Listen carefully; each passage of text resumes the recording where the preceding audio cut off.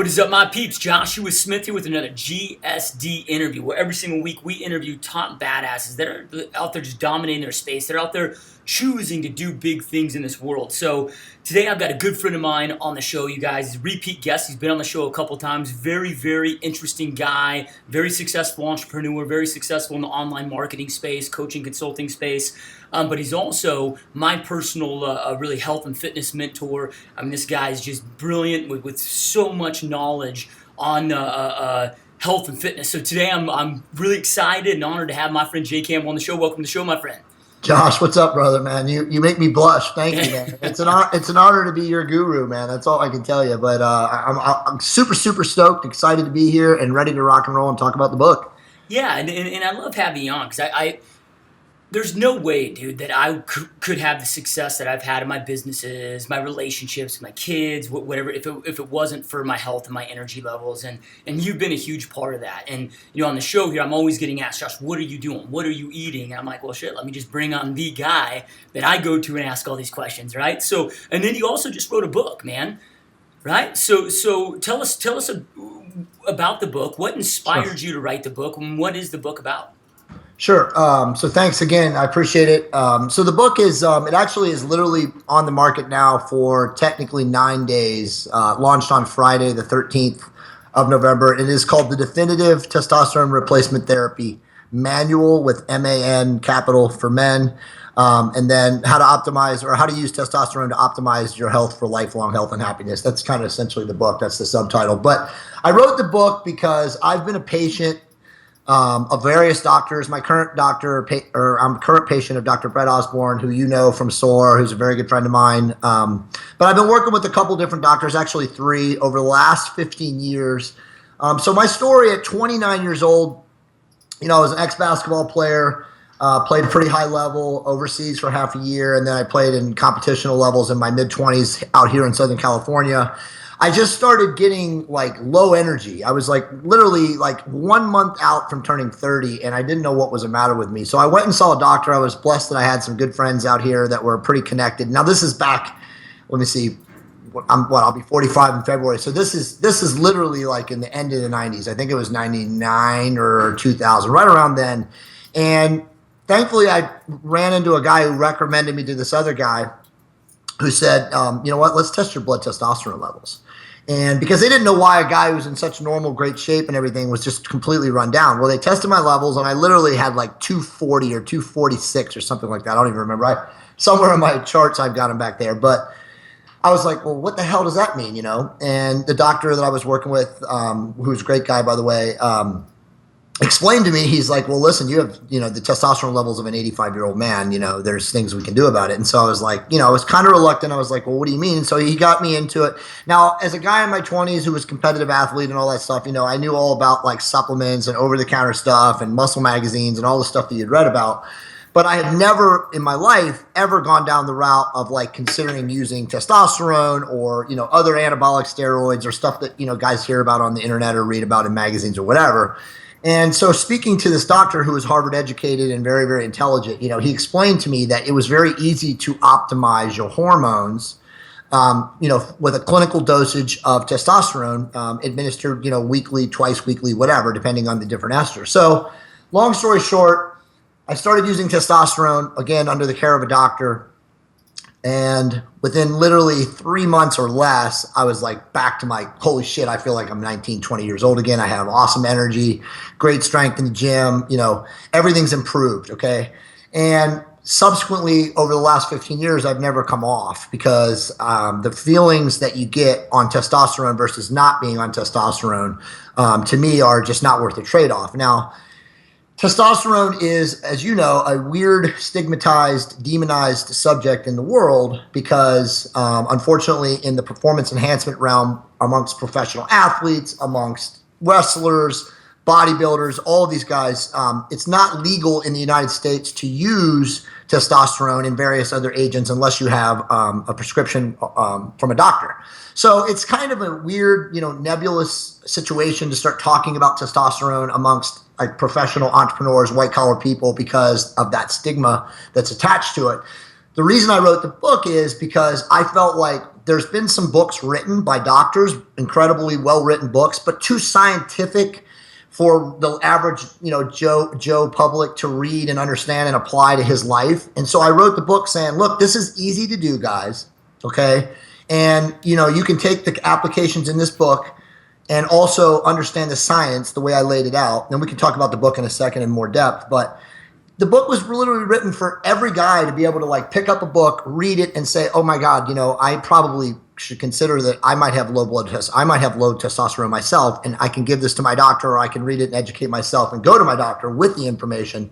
And subsequently, that's where we are today. Yeah, it's weird in society how we have these rules, right? Where these, quote unquote rules that people are following. And like you said, it gets such a bad stigma. But, all you're doing, what I love about working with you and going through all of this as really a patient myself with you guys is it's just getting your body back to the midline, back to where it should be. It's not the athlete or the bodybuilder that's abusing them. Right. It's monitored, it's safe. It's just getting you back to how your body should operate. Now, why is low T such a massive epidemic right now? I heard a stat the other day that the average 18-year-old has the same testosterone level that a 55-year-old would have back in World War II, and it's with the environment. What causes that? So great question. And, let me just refer to, before you answer this question, because I want to go through like this book, and I think we're headed that direction, but just to make sure the guys know that if you and I don't do a good job of answering a question, everything is laid out in the book. As you know, the book is like, a step-by-step guide. And by the way, just so everybody knows, the book is doing incredibly well already. It's awesome at Amazon. I think it's a bestseller at number 5 in men's health and endocrinology, or endocrinology and metabolism is the classification. So the book is doing amazingly well. It's got an amazing number of awesome reviews written by some highly successful people, many of whom who are not friends of mine, who are not, biased people. They just read the book and they said, hey, actually there's like 6 or 7 doctors that left reviews of the book. But to answer your question, it's definitely the best question. It starts off, it's really chapter 1 of the book. Is there a war on men? And the answer quite specifically is defined how you determine what a war on men is. Are we at war? Is our endocrine system at war with the environment? Absolutely, Josh, it is. You know that. Every guy who pays attention to what's going on in the world, the statistics are very simple. You just kind of hit the nail over the head. But the reality is that sperm count in men in the last 20 years, this is a global phenomenon, by the way, has been reduced by half. Okay? So think about how crazy that is. Beyond that, right now, they now know that the average man's testosterone starting at 30 years of age, this is the average man, okay? This is not like the guys that we know that have way worse situations, which we see every day in common society. 1.2% testosterone reduction per year starting at 30. So again, the average guy. So if we're looking at the mean, which is like the population at large, there's probably actually dudes that are losing like 2 to 3 times that per year. So when you start factoring what that number means over 10 to 12 years, most guys at 45 are suboptimal testosterone. Okay, now we can get into what defines suboptimal testosterone, but getting back more to your question, why is it an epidemic? Why is it now versus 40 or 50 years ago? Well, it's exactly as you intimated. It is because modern society, modern societal living has changed everything from a standpoint of plastics in the water, plastics in our food, phthalates, BPA, all these harmful biochemical particulates and chemicals from modernized society in the air, in the food, has suppressed our natural endocrine system. So it not only has lowered our sperm count, it's lowered our hormonal levels, our optimal hormonal levels. So the average dude, regardless of your physical condition, and this is where, I really want to emphasize this because this is where guys get confused. It doesn't matter your physical shape. Okay, you could be a fat guy at 30 who doesn't take care of himself and eats pizza and swallows, pounds 12 beers a night, or you can be a guy like Josh and be in great shape who treats his body like, a temple, and it's not going to matter because environmentally where we're at, especially in the bigger cities where there's more people, we're still under siege no matter how well we take care of ourselves physically. So your hormones can still be reduced dramatically, and again, what I call suboptimally. And so this is why you have, in my opinion, you should or have to read my book as you're aging so that you understand how to tackle the problem versus going to your doctor and saying, Doc, I don't know what's going on. Right. Because as Josh, you know, and I'll just jump into the next question, when most guys start having this condition, and this is literally in their 30s, and as you know, some guys are now in their 20s. I mean, I've talked to doctors now who are dealing with guys in their late teens. But if you go to a doctor and you're not educated, you're not in control of your health, you haven't read this book, and you say, Doc, I have no energy, I have brain fog by 2 o'clock in the afternoon. As soon as I eat in the middle of my day, I want to go to sleep. I'm dead. I have no energy. I'm like literally like lifeless. I'm lethargic. I have this like listlessness, brain fog, whatever.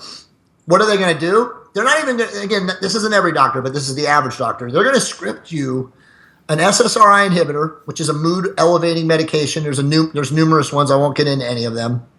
And then most of the time they're going to say, and you know, because you're going to report or you're going to present with symptoms too of like erectile dysfunction or sexual dysfunction. So they're also going to give you a sexual dysfunction drug like Cialis or Viagra or Levitra. So when they do that, they're not actually attacking the root cause of your issue, which is probably or likely low testosterone. So the only way that you as a guy or as quote unquote a patient out there can take control of your health is to be informed before you go to your doctor reporting these symptoms. Because if you are informed reporting these symptoms, you can then at least say, hey doc, you know, I don't want to go down that pathway because I feel like a testosterone optimization program or a hormonal optimization program is probably better than for me, you know, you to medicating the symptoms that I have. Because I can tell you this right now, almost every guy, and I've interviewed thousands of guys, and I've worked with, you know, probably just as many in consulting with them. Every guy who's not optimizing their testosterone is using an SSRI inhibitor or erectile dysfunction drug gets worse. Because as you know, Josh, those things screw with your brain chemistry. And over time, using them long term, we don't really have any statistics because obviously it's a modern phenomenon. Again, it's part of the whole modern societal living. I mean, doctors are scripting these SSRI inhibitors like aspirin, like coffee and aspirin. So what it's doing to our brain waves and to our, you know, our neurological pathways in our head, we don't really know. But I can tell you that from experience and from talking to a lot of different dudes, it's not good. Yeah, and that comes back to, you know, these rules of what's socially acceptable, and it's, you know, we're taking it to a whole nother extreme instead of just getting, I mean, we should have 18 hours a day of hardcore energy. I mean, that's how our bodies were built, right? So getting it back to the midline. And I love that you brought up that it doesn't matter your health level. And this is, you know, I don't have a problem kind of going into my personal scenario here, but like, dude, I mean, I work out very heavily every single day. I eat a 100% organic diet. I mean, I don't put anything that's really unhealthy in my body. Even my cheat meals are still organic meals, right? After working with you, I had my blood level, or my blood levels checked, and I was like 300. Yep. You know, right? And you know, which is literally like that of a 90-year-old guy. Yeah. Yep. So yeah, no, I love that you brought that up, dude. So let's talk about that then. You know, when should people then, maybe they're feeling these symptoms. I mean, at what age should people start getting their blood work done? What type of blood work do they need to get done when they're instructing their doctors of these panels? Sure. Great question. Maybe the best question today. I don't know if we can answer a better question. So you're going to get a different answer from different people, and different doctors are going to tell you too. And I'll give you two answers because I'll give you like the J. Campbell, buy the book. You're the only person in control of your health. And then I'll also give you like a really good doctor, you know, like one of the doctors you're working with to answer. So let me give you the doctor's answer first. The problem is that it's such a new phenomenon, okay? This low testosterone, this low hormonal profile of men, that the average doctor is still going by the standard patient of care, if he's progressive, with the Endocrine Society of America or the Endocrine Society of the world, whatever it is, I think. And that is anybody under 30 should not be scripted testosterone or hormonal optimization because they're in that group of men that are triaged as they don't need that. But the issue really is looking at modern day society and looking at what's really happening now is that a lot of guys, Josh, are seriously having low testosterone in their teens. I know that sounds insane, but as you know, going around, again, walking out into big, you know, cities, Phoenix, LA, Miami, New York, whatever, and looking at the general population of men, dude, men don't look like men anymore, right? You can't tell if they're a guy or a girl half the time. I mean, you really can't. So when you're looking at a guy who's 19, 20, 18, whatever, and he looks like a woman, he has tons of estrogenic regional fat deposition. You can't tell that he's a man or a woman. He's got all his fat in his hips, blah, blah, blah. Then it's reasonable to assume that those guys also have a very suboptimal testosterone level. Okay. Now, again, going back to the standard doctor answer, is that guy going to realistically be able to go to a doctor at 18, 19, 20 years of old and say, hey, doc, test me for low testosterone. I think I have it. There are doctors, thank God now, as you know, you work with some of them that are looking at this. They are seeing this as symptomatic of society. I heard a statistic the other day. I'm not going to mention the doctor's name, but he's famous. And he's telling me that he's seeing now guys, 30% of guys under the age of 30 have suboptimal testosterone, or what he calls testosterone deficiency. So the answer to your question is, there's, again, two answers. You have to work with a progressive doctor, okay? And obviously, if you read my book and you're connected with me and Josh and the people in our network, we can connect you with doctors if you're one of those guys that's in their teenagers or early 20s that will be able to evaluate you. But my answer, go back. So most doctors are not going to look at your blood testosterone. So come to me, come to Josh, get in our network. We'll find doctors that will test you, will look at your symptoms. The average doctor will not. If you're working with an HMO, a PPO, and you're somewhere in, nowhere near you, North America, and you're watching this show, listen, you're not going to be able to go to your doctor. You're not going to be able to go to your family practitioner and say, hey, doc, I watched Jay Campbell and Joshua Smith, and this is what I think, because they're going to be like, well, they're not doctors. I don't give a rat's ass what they say, okay? So you're not going to get that kind of treatment, but you can come to us. You can buy the book. You can become informed, and you can find groups of doctors and networks of doctors in North America that will treat your problem. So the second answer to the question is, buy the book, find a solution, take ownership of your health. Because the reality is, and this goes back to the original question, you literally, as a man, should be testing your blood at 20 and up, in my opinion, every year, okay? At 25, if you have the symptoms of low testosterone, then it becomes, you just start following the course of the book. It's completely laid out in the book, probably at least twice a year, okay?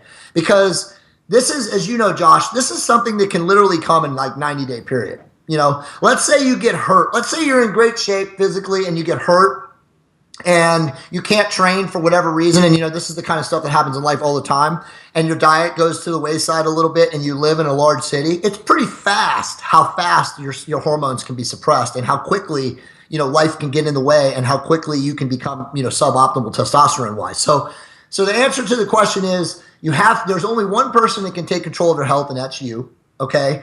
And today, and this maybe we can kind of bridge this with the next question. I know that one of the questions that you had sent was, well, how do you do this, right? If we already know that your doctor is unlikely to measure your blood testosterone, well, how do you do it yourself? Well, as you know, Josh, there are private medical companies out there that you can literally go to. You can online pay for it out of pocket. It's a couple $100, and you can get a male hormone panel or a male wellness panel or whatever, and they test all these various biomarkers that will indicate whether or not you are suboptimal testosterone. And beyond just knowing whether you have low testosterone, as you know, Josh, it's more important for you to have a full understanding of your body's metabolic health than it is to just be guessing and going through life not prepared, right?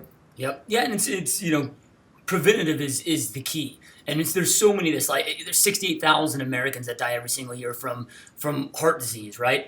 Atherosclerosis, or however you want to put that. Exactly. And it's all preventable. If we just start, like you said, you got to take control of it, monitor those levels, and start paying attention. So, there's so many benefits. We've been talking so much about the benefits of testosterone, but then you've got the media that portrays all these massive negative side effects. And typically those are the guys that are just abusing the hell out of it.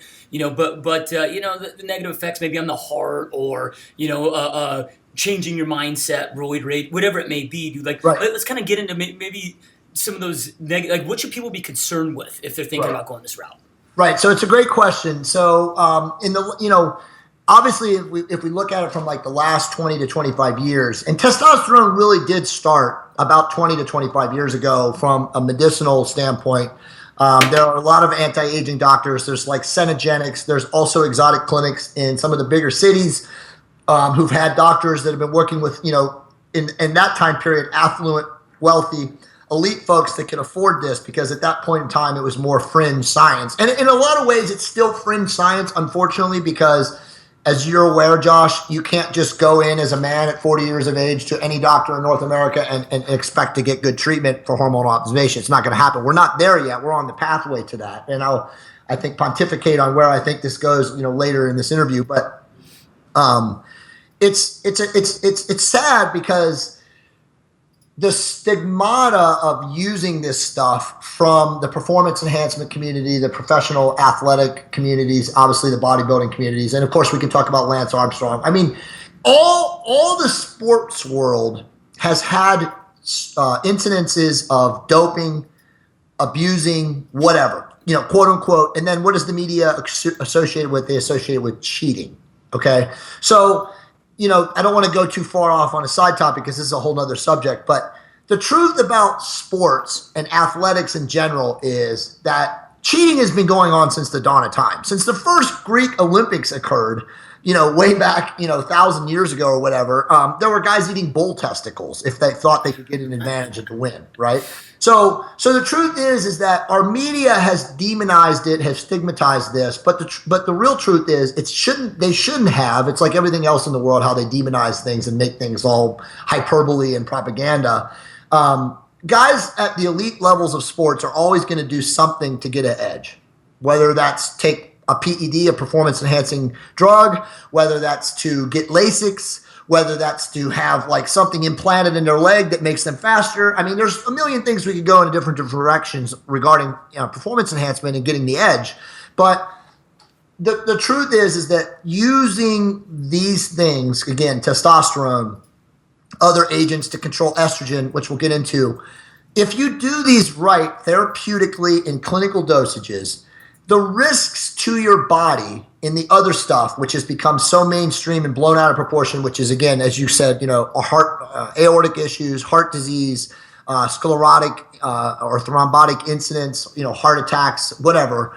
And then there's the prostate nonsense. All of these things that people have been told by the media or read or whatever that using testosterone will cause these or exacerbate these or cause these side effects. As you know from reading the book, it's all a bunch of nonsense, okay? I have linked to more than 200 studies in the book, all recent, all relevant, and again, the latest, proving and dispelling almost all of the bullshit, okay? And I would say that the most relevant or most near bullshit, as you know, is that, and the attorneys have jumped on, is in the last 2 to 3 years, they've attacked testosterone is causing heart disease and heart issues. And my book has an entire 3-page section of a chapter attacking these studies that they use, that the attorneys are using, showing how flawed they are, showing that all the science is garbage. In fact, I'll just say it right now, like the heart disease issue that's been brought up that all these attorneys have glommed onto is literally called the Tom trial. And the Tom trial was a study of like men over the age of 65 who already had pre-existing heart conditions and limited mobility, meaning these guys are already like broken down, who started taking testosterone and then there was an incidence like a higher than mean of 50% of them that experienced within 4 years or 3.5 years of taking starting the trial some form of a cardiovascular incident. So that's what they were judging their science on, again, I call it misusing the science from that study to apply it to all like normal men who are using testosterone, which is a complete joke. And again, my book proves, and there's many, many studies that I probably have left out that have been coming out in the last like 3 or 4 months, because a new study comes out every day, that it's the opposite of the belief, and that is that having low testosterone and being suboptimal is actually more prone to cause heart disease, heart conditions, weakness of the chest, weakness of all these different vascular pathways than it is to be optimal with testosterone. And then the same thing with prostate. So, and just as a quick sidebar, the whole prostate issue was something from a study from like 65 years ago. Again, from a limited group of population. There's no evidence, no studies subsequently that have proven that testosterone causes any kind of abnormal risk or unnormal risk for people other than men that already have a pre-existing condition of prostate cancer. And that is only as a contraindication, meaning that they don't want you to start testosterone if you have prostate cancer or severe prostate hypertrophy or prostatitis or whatever, because it may or may not exacerbate your current condition. But there's not even proof that that works. And one of the doctors who's written an awesome review for me, who actually consulted with me on the book, is is a very famous oncologist in New York City. He runs the Berman Center. He works with prostate cancer patients all the time. And he has a lot of his patients using testosterone. Okay, because again, he can show the evidence that proves that, having prostate cancer, having the surgery or the biopsy or whatever to remove the prostate or remove the cancerous stuff, you can go back to using testosterone with no risk, no issue, whatever. So the real truth is, it was a long-winded answer, but to spin it, there's not a lot of massive risks if you're educated, if you, again, using this, as you explained, in the context of health and longevity, in a therapeutic dosage, which we'll get to in a second. There really isn't. And I always like to say it this way. I always end it like this way. Say, okay, so if you're a 50-year-old dude and you've got suboptimal testosterone and you're one of those guys that's into the ethical issue of, is using testosterone illegal or is it immoral or am I cheating life? Shouldn't I just get old naturally and just deal with it and just be that way? Or if you're the guy, the opposite of that guy who's like, F that, I'm 50 years old. I want to live my life to the fullest and I want to embrace every day like I'm 20. So the truth is, well, that's your choice. I mean, who do you want to be, Josh? I mean, or who does anybody who's watching this interview really want to be? Do you want to be that guy who's like worried that not using using testosterone will cause him other issues? Or are you going to be the guy who's like, nah, I'm just going to get old and suffer and die? Right. Yeah, I'm going to do whatever it takes, dude, to live the most optimized, longest life I possibly can. Absolutely. Exactly. And in the athletic front, like I get it, right? Like they have to have a level playing field. But for me in my life, dude, I'm not competing against anybody else. I'm competing against myself. Exactly. Right? So it makes sense. So so what about, you hear also of testosterone potentially leading to blood thickening, and I don't know if that's increasing your hemoglobin or Yep. what that's due to. And I think that this is too probably something important to stress, of the importance of going through programs like yours and having it monitored by a doctor, not going to, like when I was in college and I took anabolic steroids, I got this bottle from a friend of a friend who knew a guy, that knew another guy, and I had really no idea what the hell I was injecting in my body, right? So I'm doing it in a very poor manner, which then it could be at high risk. Right. So kind of elaborate on that. So great question. So that is probably, it's a perfect segue because that is the most important consideration, most likely for most guys when they start testosterone. I'm actually opening the book up to it so I can make sure that I quote the levels because I sometimes get them confused. But so back to what you're saying. So blood thickening is a very natural reaction. I really don't want to call it a side effect, but it is technically a side effect of boosting your testosterone, because what ends up happening when you take testosterone is you do boost your red blood cell volume or red blood cell count. And some guys, and this is totally genetic and it's totally an individual thing, some guys have a predisposition to boosting it too high, which elevates your hematocrit and your hemoglobin. And both of those are really just something to do. They're biomarkers of red blood cell health. And so what ends up happening is, and let me just make sure I give you the exact levels, and again, this is all in the book. Hold on. But what all you end up having to do, it's not a serious condition. It's a serious condition if it's left untreated or unchecked. And this is, again, taking ownership of your health. If you're working with a progressive doctor, you don't have to worry about this. If you are a bro and you're in Europe, and you're in China, or you're in somewhere where the modern medicine is still archaic and you can't even go and get your testosterone optimized. Well, and but you can walk into a pharmacy and you can buy it over the counter. Well, then, again, buy this book and follow the guidelines as close as you can, because I do understand your situation. And Josh, sidebar real quick is, it's sad for me because, as you know, I help so many guys. I'm one of those guys that writes back to everybody who emails me. I always try to help guys. But it's sad to me that all these guys in Europe and Britain and Germany and all these places are literally hamstrung, man. Like, they literally can't go to a doctor like you and I can in America, a progressive physician, and like even get, looked at, observed. I mean, like, their only options, and I get emails from these guys literally daily. I got this one guy right now in London who's like a very successful Goldman Sachs guy. And he's like, Jay, you have no idea how backward it is over here. He's like, if I want to do what you want to do, and believe me, I am suffering. I'm 43 years old and I am suffering so bad. I got to go gray market. I got no option. I got to get it and I got to do it myself, and I got to treat myself from a blood level. And so like, I'm like, hey man, I can't tell you, not to do it, right? Because like, I'm obviously all for this. I mean, this is so important to your health. So a lot of these guys, they have no option. But so hemoglobin and hematocrit, the levels are, let's see here, I got it right here. It's 18 for hemoglobin and it's 50 for hematocrit. So those are, again, two simple levels that you can be measured on any blood test that you're going to do. Once you're over the age of 40, and again, this is all super outlined in the book. It's very transparent. It's very simple to follow. You should be getting your blood twice a year, and you should be looking at those levels twice a year because, as you said, Josh, some guys have this ability to thicken, the levels can get too high, and when it gets too thick, it's called sludging, as you called it.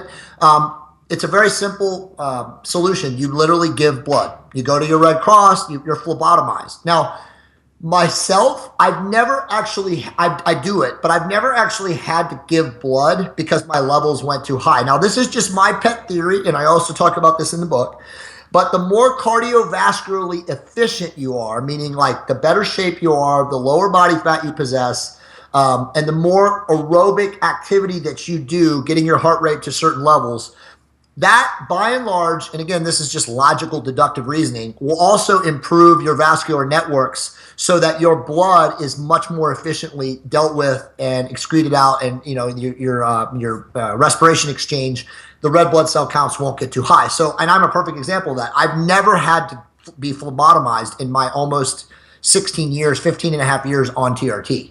Now, I do give blood twice a year, and there have been years, where I've done it 3 times to look at different levels. And when I give blood, I'm getting like 4 or 5 vials out of my arm, when you get these major comprehensive panels done. So that probably also alleviates the issue a little bit. But you want to stay somewhere in the level of like 46 to 48 or 45 to 47, and then your hemoglobin somewhere in the range of like 14 to 16 or 15 to 17.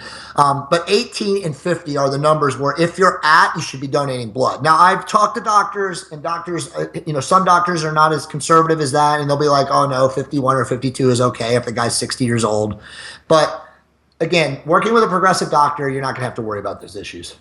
Yeah, one thing that I read an article years ago that got me really interested in testosterone was HIV patients. Mm-hmm. You get these HIV patients that take it. Now you're seeing these guys live for 30, 40, living a healthy, regular life because of testosterone. So I'm like, well, dude, if it's slowing down, or the breakdown of the immune system, the waste in our system, because the reality is, dude, every day our bodies are just decaying.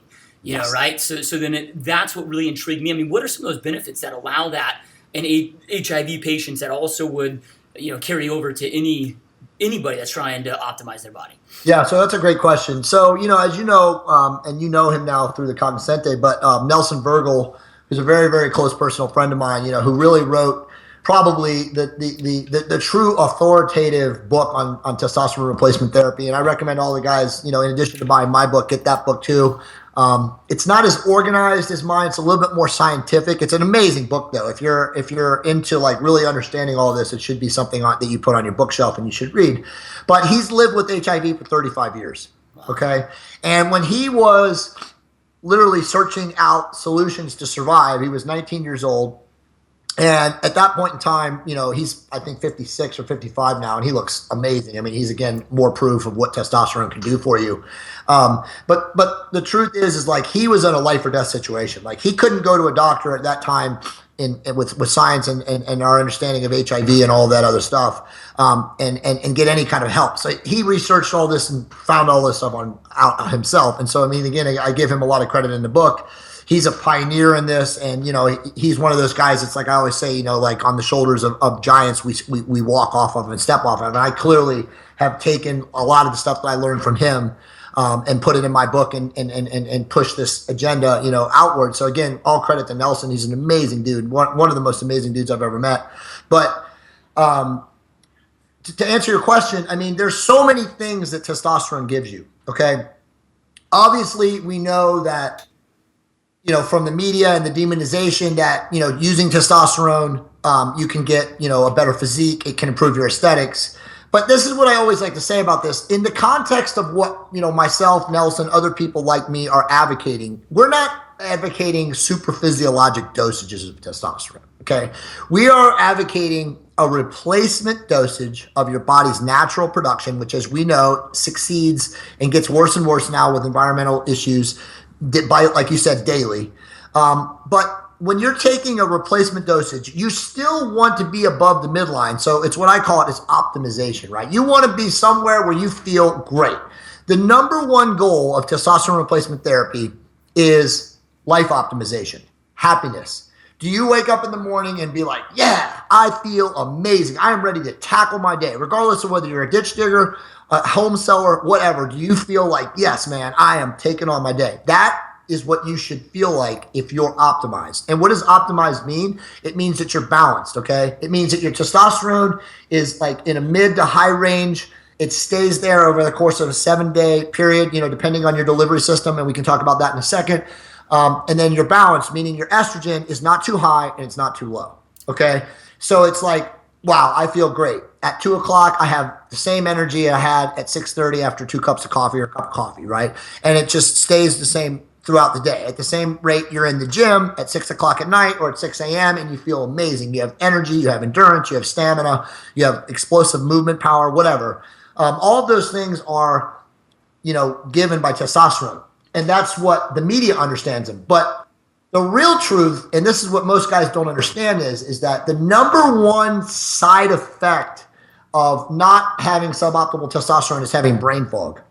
As soon as you start taking testosterone or a testosterone improvement regimen, that's the first thing that improves. You're all of a sudden like, what the hell, man? I feel amazing. Like all my brain fog, all my listlessness, all my indecisiveness goes away. You just have this like masculine energy, like, man, I can just do whatever I want, Like you're not worried about what other people are saying about you in the workplace or relatives or your friends or your family. You're just focused. You have this like calm, yeah, man. Like I don't want to say like Yoda-like or like, Jedi-like or anything like that, but you just have this feeling like you can just conquer the world. Yeah. I mean, that's really what it's like. And so those are the things that the media doesn't glamorize and really doesn't focus on, but those are really the primary effects. And then let's just jump into it because it's a good segue. Like using testosterone is not like this panacea that's going to make you some sexual dynamo in the bedroom.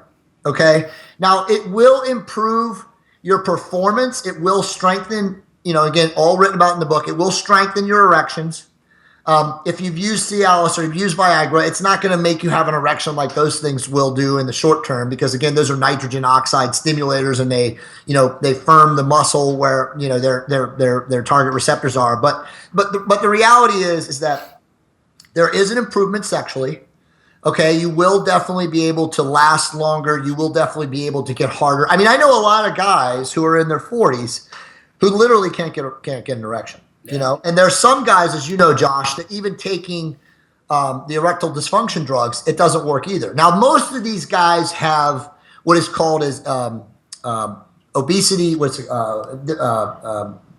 metabolic disorder, okay, or obesity or insulin syndrome or whatever, and it's because they're fat. Okay, and when you're 25 to 30% body fat or higher, pretty much everything metabolically is going haywire in your body, and it's also going to reduce your testosterone, it's going to increase your estrogen, and it's going to make you sexually dysfunctional.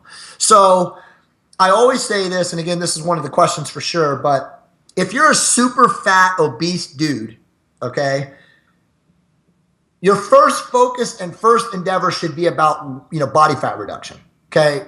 How am I going to lose body fat? What do I need to do? Well, again, this isn't a fitness podcast, but as you know, I'm very qualified to talk about that kind of stuff. You got to reduce your calories and you got to increase your movement patterns. Obviously, hopefully you can combine weight training with aerobic training, but those are the things you got to do first and foremost. Now, I've had very obese guys that I've worked with who have, said, well, I read your book and I read all this stuff about testosterone and my doctor said, that testosterone is lipolytic and blah, blah, blah. And all that's true. Testosterone is lipolytic, which means that using testosterone improves or increases fat burning. However, the caveat being only if you still do the things necessary to lose fat, which is to lower your calories, again, a reduced calorie diet, and increase movement patterns either through weight training or through aerobic training. So bottom line is like, you can't just be a 45-year-old fat dude who smokes cigars and eats Big Macs and pounds alcohol and think that taking testosterone is going to be a panacea. And a lot of guys, unfortunately, do, because again, it goes back to the whole media stigmata of the ads that all of these joke, low testosterone centers, the low T clinics out there in North America who jumped on this deal like 4 or 5 years ago and figured out that they'd become a profit center for doctors. And that also screwed it up. And that's a whole other question altogether. But the reality is that it's still lifestyle, right, Josh? Like, you cannot take testosterone and assume that it's going to dramatically improve your life from all of the standpoints that we've talked about. It's still an adjunct. It's a bump. It's just something that can get you over the hump because you're chemically, or biochemically is a better term, suppressed from your environment, from the poisons that you put into your body, whether directly or indirectly. Yeah, it's like you can't just pop multivitamins and then go eat McDonald's all day. And, you got to combine it all, right? So, love it, dude. So yeah, and just so our listeners out there, when you go get your blood work done, it doesn't automatically mean that you need to be on testosterone. Like for me, for example, I'm not on testosterone. They haven't, and the second they say, hey, do it, I mean, I'm committed to optimization, so I'll do it in a heartbeat.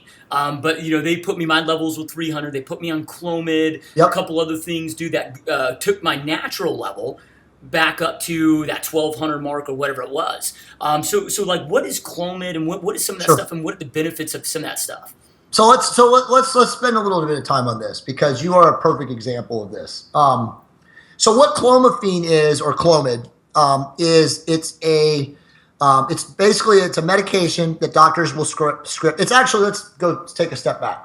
There's 2 different medications in the realm of TRT, testosterone replacement therapy, that docs will script for men to control estrogen. There is what is called SERMs, which is selective estrogen receptor modulator, which is what clomiphene is. And then there's aromatase inhibitors, which are otherwise known as AIs. And those are a different classification of drugs that also suppress estrogen, like Arimidex, quote unquote, anastrozole, or aromacin. We'll get back to that in a second. So you are one of those guys, and this is a perfect subject for this discussion, because I know a lot of your guys that watch this are in their 30s. You work with Defy. You work with the great doctors of Defy. I think you work with Dr. Saya, right? Yep. Okay, so Dr. Saya and Dr. Crisler are both very similar in this regard, and they should be. And you and I have had this conversation. But when a doctor, a good progressive TRT physician, works with a guy in their early 30s or mid 30s, they first want to make sure that they preserve your ability to have children. Okay. Now, when you start taking testosterone, okay, and this can get nebulous, so I'll try to be really as open and transparent as I can. But when you start taking testosterone, as you know, and again, this is all detailed, very, very highly detailed in the book, you will lower your body's natural production, your endogenous production. You will disturb your body's natural feedback loop. Now again, I don't want people to think, oh, this is all horrible, these disturbing things. Oh, my natural production is going to go away. Oh my God. It's not important, because your replacement dosage is even better than what you were producing naturally anyway, so it's going to make you better. So don't get all concerned, oh my God, my natural production goes away, because a lot of guys do. That's something we can talk about later. But the reality is that they want your doctors, which they're doing with you, they want to make sure that you can still have kids, because you're still in that age group. Again, remember, standard patient of care, where you may or may not want to have kids. Now, I know you've told them that you're done, you've had your kids, but the other thing, and I had this conversation with Dr. Crisler the other day. He's a great guy. We talk. I don't talk to Saya as much as I talk to Crisler, but he was like, well, Jay, because I brought your case up specifically. He says, the reality is that we also want to minimize the disruption of a guy's natural production of testosterone as much as we can as doctors, when we feel it's still the best course of action. So you being, how old are you, 33, 34? 34. 34. So you being 34, like in their mind, again, the standard patient of care, the way they treat, because you're not Jay Campbell's age, 44. Damn, dude, I'm 10 years older than you, bro. Because you're not, that sucks, man. But because you're not my age, they're saying, well, the least disruptive course of action for testosterone replacement therapy is to use clomiphene, versus taking testosterone, because if you stop clomiphene, guess what? Your natural production is not affected. Okay, so you can go off cold turkey at 34 and they're not worried about like you having to be on injections for the rest of your life, versus me at 44 who's been on injections for so long. If I come off and I go cold turkey, they're going to have to do a restoration protocol, and I'm actually also going to be on Clomid and maybe HCG and maybe HMG or whatever other stuff to get my natural production back. But it's a debate theoretically of whether or not they'll even, well, first off, I don't want to restore my natural production because, as I've already explained, the benefits of being on testosterone are far greater than being natural, because again, I know being natural, quote unquote, under siege in the environment, I'm not going to be optimal as I was. But for you, they've actually been able, through the usage of Clomid, they've gotten your testosterone to where it's like 11 or 1200, right? Yep. Okay. So, and you know this as well from my conversations with you, and this is again discussed in the book, you're kind of the in-between zone because of your age. The reality of like establishing your testosterone level at the 11 or 1200 range, which they can easily do. And actually, by the way, you are an exception. Most guys, when they use clomiphene, go from 300 to 700. Okay. So you're, again, because of your energy, because of who you are genetically, you probably went up higher. But the issue becomes, and again, this is written about in the book, and I don't know what page or what chapter it is, but if you read the book cover to cover, you'll talk about this. And I always am careful when I talk about this because, again, I'm not trying to like subvert doctors' therapeutic care and whatnot, and I love the doctors at Defy.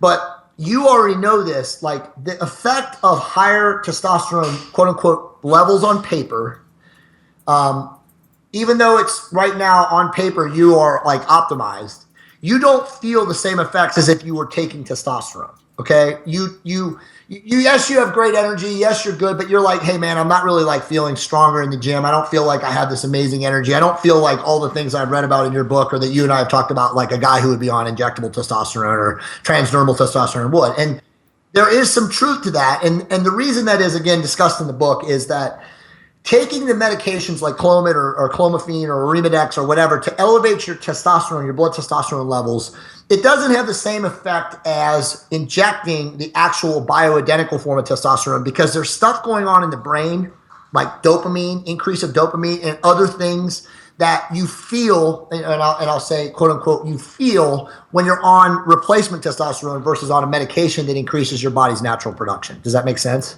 Yep. So let's kind of talk about, okay, man, I mean, because people might be asking, hey, can I afford this?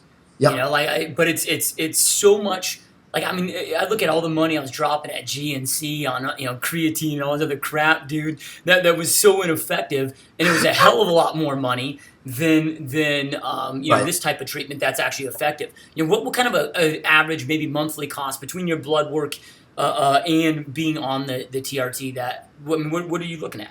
Yeah, great question. So first way, again, all this is in the book. I've actually written a blog on my site, fabfitover40.com. Everybody that watches your show pretty much knows that site now. But it's called Affordable TRT for Every Man and Woman. That's the title of the article. So you can search that. And this question is heavily debated and discussed. And obviously there's tons of transparency inside that article. But for the purposes of just reiterating it on the show, there's really two options. Okay. You can work with a concierge physician. Okay, you can work with a Cetogenics in Las Vegas or in Phoenix or Scottsdale, the high-end exotic clinics. You can work with Dr. Brett Osborne, who I obviously personally recommend, who's in West Palm Beach, Florida. These guys are going to be, quote unquote, the best individualized, the most focused, the most, like private instruction for you as an individual, but they're also going to cost the most. And I think that the ballpark number that I would give a guy is to like expect to be $250 to $400 a month if you're going to work with one of those type of physicians. Now that includes your care by him, your evaluation by him. This does not include your blood panels, by the way. Your blood panels, and by the way, let's just throw that in there because it's actually a good segue. If you work with Dr. Osborne or you work with Cetogenics, they all have deals with the various blood collection companies, and so you can get discounted blood work through them. Expect to do $300 twice a year. That's going to do a full metabolic panel of your blood work. And I want to segue to benefits in a second because I think that's the second part of this question. But Expect to spend $600 a year on your blood work, okay, as an aging guy to really take full ownership and control of your health. But concierge physician, $250 to $400 a month. That will include your medications. Okay, that includes your personal individual evaluation instruction and your medications. If you want to go the affordable route, Dr. Osborne always calls Defy the Walmart of TRT, and they are, okay, and they're definitely, you're not getting Walmart standard of care though. You're getting Porsche, Ferrari standard of care, but you're getting Walmart pricing. You can work with Defy. You don't have to fly to see them. Now, let me take a step back. If you do work with a concierge physician, you will have to fly to see them once a year. So if the guy's in Florida, guess what? You're budgeting a flight to Florida. So that has to be figured into your economic costs. If the person's in Kansas City, whatever. Person's in Scottsdale, person's in LA, wherever you are, you got to go see it once a year. They got to do a full physical, and they got to look at you and hold your hand and look at you and look in you in the eyes and make sure you're not, some bot. But the reality is that, so that should be figured in. But if you work with Defy as you are, Josh, and I have hundreds of guys that I recommended Defy, and I love Defy, and I love their doctors, and I love the guys that run Defy. It's probably $100. They're a la carte, so you pay for what you want. If you just want to have testosterone optimization, whether they have you on clomiphene and HCG by itself, or they have you on testosterone and HCG together, you're looking at somewhere in the range of $75 to $150 a month.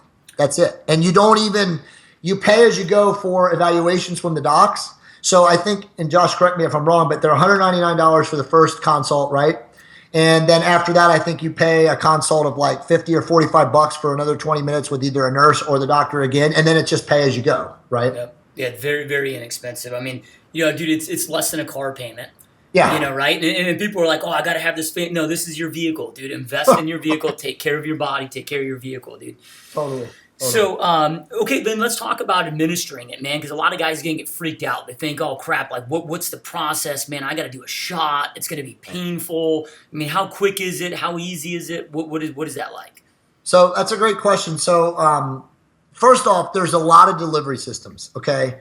There's, at last count, and I wrote about this in the book, there's like literally 12 different delivery systems. Almost all of them are worthless, okay? And I say that, with no trepidation, because again, if it's a delivery system that's approved by the FDA, and there's a whole chapter in the book about the FDA and, whether they're doing a good job with testosterone or not. And, I think they actually are doing a good job. They get a bad rap and a bad label a lot of the times because people think that, they're against testosterone replacement therapy. They're not against testosterone replacement therapy. At the end of the day, the FDA is trying to make money for the pharmaceutical industry, okay? And guess what? Testosterone replacement therapy is a huge, huge linchpin revenue opportunity for the pharmaceutical industry. Now, clearly, the issues become, the doctors, administrating, most of them are really, unfortunately, poorly trained.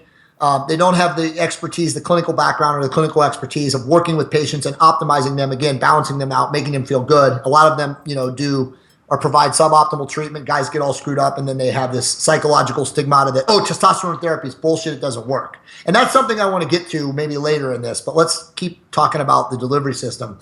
The reality is that I recommend, or I don't recommend, but I explain all of the most important delivery systems, or the delivery systems that guys should consider, okay? And in my opinion, the only two that should be considered are transdermal, which is the number one most prescribed, probably the number one used, which is like androgel, which androgel is the number one selling testosterone product in the world, okay? It has a very high, it's expensive. The doctors that administer it or prescribe it, it's a profit center for them because there's a huge markup on the cream. There's really no generics. There are, but there's no generic to androgel, so they have a huge markup. That's when a guy rubs it on the inside of his thighs, the inside of his like abdominal wall or whatever. Some guys even do it like in the scrotal area. It's inefficient in my opinion. And before I go into like why I think it's inefficient, remember everybody's different. We're all living our own unique lives. We all have like different jobs and different things that we have to do. So for some guys, they just can't inject, right? Some guys just have a phobia about injecting. So, who am I to judge them if they can't inject? I mean, I'm going to show here in a second that, injecting is like nothing, but the reality is that some guys can't inject. So if you can't inject, you have a phobia, you won't do it, then cream is the next best option. But in my opinion, and again, this is all very transparently laid out in the book, creams are not optimal because the preparation that is required to do it sucks, okay? And then after putting it on, applying it, you have to stay away from people. You can't have intimate contact with a loved one. You can't brush up against your child. There's a lot of things that prohibit, the transdermal delivery systems as being optimal, in my opinion, okay? But again, for guys that won't inject themselves, it's a different story. There's also pellet therapy, okay? Pellet therapy is getting a lot of traction in the marketplace. It's actually big in Houston. I shouldn't say Houston, but Texas, because of what do they call Biologics has a big franchise of pellet therapy in Dallas, or I think it's Houston or Dallas, and then they're branched out. They have franchises all over the state of Texas. Pellets they have this surgery, this microdermal surgery in the hip, and they insert pellets that are supposed to last between 4 to 6 months. Okay. The problem with that therapy is that most guys that get it put in will tell you, and I've worked with like hundreds of these guys, after 2.5 to 3 months, their body like metabolizes the testosterone or absorbs the testosterone too fast. They're too efficient at absorbing it, and then they're wanting for like a month or 2 months, and then they have zero testosterone and they're dying, and they can't go back to their doctors, or their doctors won't perform surgery again because guess what? It's not their time. They're not 5 or 6 months in their surgery. So that's also, to me, ineffective or suboptimal comparatively. And then the one which I recommend, which is my optimal protocol, which is injections. There are different testosterone esters. So when you inject, it just depends on injection frequency. The average doc who's prescribing injections in North America and really the world is using one of two different forms or esters, which is testosterone cypionate or testosterone anaphate. Biochemically, in a lab looked at under a microscope, they're almost the same. They metabolize and they cleave at the same rate. Their half-lives, their drug half-lives are similar. And honestly, these are very, very easily administered. You can take one shot a week if you're like just busy and you don't have time to actually do 2 shots, or you can do, which is optimal. And again, recommended in the book to do 2 shots. Yeah, because doesn't it have like a 4-day half-life or something? Yeah, exactly. So what ends up happening with a lot of guys, a lot of patients, is their doctors are giving them, a dosage of anywhere from 100 to 200 milligrams a week, which is usually 1 cc is a standard 200 milligrams of testosterone cypionate, whether it's retail or it's can't think of what it's called, but whatever. Like when it's my brain just melted down. Not a synthetic, but what do you call it? What do you call a medication when it's not retail? They just make a separate one. It doesn't matter. But 100 milligrams, 2 shots. So or 50 to 75 milligrams. If your dosage is 100 milligrams, it would be 2 shots. And yes, so what you're saying is, after 3.5 days, the half-life is like essentially now a fourth of what it was at 2 days. And so what ends up happening is guys by day 4, day 5 start feeling a little bit blue, like their testosterone is dropping, because it is, right? Because their level is going down a little bit. So the solution to that is to take your shot in the middle of the week. So instead of like taking 1 shot of 150 milligrams or 100 milligrams or 200 milligrams or whatever, you take 2 shots of the same dosage. So you half the dosage in the injection. So I'm actually, for the purposes of simplicity, okay, and I'm one of those guys, I'm on testosterone cypionate, again, from Dr. Osborne. I take 2 shots a week. My dosage is about 175 milligrams. So I think it's like 0.8 cc's of 200 milligram 1 cc. Twice a week, or it's actually less than that, so it would be like whatever it is. Yeah, it's 0.85 or something like that. But this is how easy it is, guys. I'm just going to show, like, literally for the purposes of, like, guys have this, like, inordinate fear of injecting. There's no reason to. Now, first off, this is a 25 gauge, or actually it's a 26 gauge 1-inch needle, okay, which is not as small as like an insulin needle, which is a super hypodermic needle, which is what you would use if you were taking HCG. But it's also extremely small. And remember, I've been injecting for 15 years. So, there's probably 2 shots a week, or sometimes 1 shot a week. That's a lot of injections over 15 years. And again, 15 years in, I have no issues at all. I don't have scar tissue buildup. I don't have like, areas of my body where I'm like, oh my God, that hurts, or it's, it's hard, or blah, blah, blah. So, I mean, I'm just going to show right now, like, this is literally like, I think 80 milligrams of cypionate, maybe a little bit more. It's probably a little bit more. It's probably, I'm somewhere like between 150 and 175 milligrams a week of testosterone. I never deviate. That's where I'm at. That's my sweet spot. So I'm just going to inject literally like right here. I'll stand up so you guys can see it. But I'm just going to inject literally like right here in my outer arm. This is technically what you would call the tricep. Here's my tricep right here. So I'm just going to inject right here. It's my deltoid region, what they call it. And I'll show how simple it is. So just like this. See, I'm all the way in. Just put my finger up here on the plunger. And I'm one of those methodical guys. There's a lot of guys that'll just like blast it in. But I go kind of slow. Just, I'm also just doing it for the purposes of this podcast to show how simple it really is. And first off, guys, there's no pain whatsoever. I feel nothing. But I'm just going really, really slow. And as you can see, this is obviously taking less than 1 minute altogether. Yep, all the way in. And then when I get to the end, I lift my tongue off and I go one more time so I make sure there's nothing left in the injector. And I pull out really slow. And look at that, no blood. Yep. Nothing. And like you said, so you're 2 minutes a week. Literally, at most. Now, again, for the hygienic purposes here, I've been doing this for so long. I'll wipe. You can get an alcohol swab if you want. I mean, these are just like the Costco, the what do you call it? The aloe wipes or whatever. I'll just wipe just like that. And then I'll kind of just like rub it in a little bit so that the ester goes into my skin, and gets parenterally administered into the bloodstream. And that's it. And honestly, like no pain, nothing. Okay. Now, some guys, when they first start injecting, because they're noobs and their body is not used to testosterone, in their body, they will sometimes develop a slight like, I don't want to call it a sensation, but maybe like a little bit of a redness because their body's just not used to the testosterone molecule or ester being injected into themselves. It's nothing.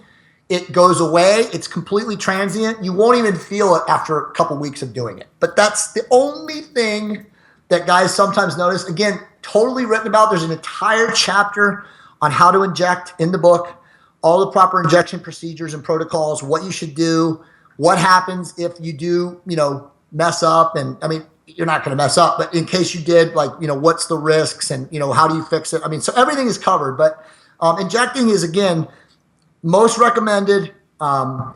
It's the easiest way to stabilize blood levels and also elevate them into optimal ranges. It works faster than transdermals. It obviously works faster than the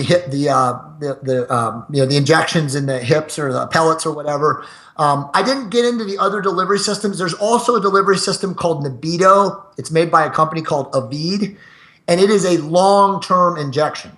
Now, theoretically, again, this is heavily discussed in the book. Theoretically, this thing could be awesome once they improve it because it's literally like one injection every 10 to 12 weeks. However, right now, theoretically is better than actual delivery right now because most guys that are on it, same shit. 7 weeks in, they're like, oh, I got no testosterone.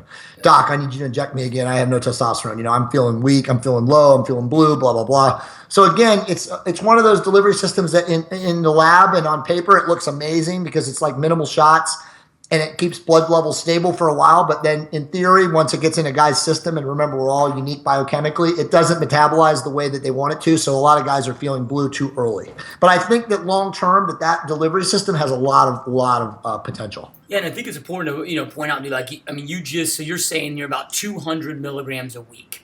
Even less. I'm less. A little bit less, right? But let's just say on average 200. Sure. You look at like your average professional bodybuilder. These guys are taking like 2,200 milligrams a week, right? Plus a bunch of other bullshit. So that's where the abuse comes in. I think that's why it gets such a bad name out there. It's like, dude, like the sun. I can go out in the sun 10 minutes a day, whatever, get the vitamin D. It's healthy for me. I need it. But if I go out there and abuse it, I'm out there every single day, I'm going to wind up with skin cancer. Like everything, if abused, has a negative side effect. Exactly.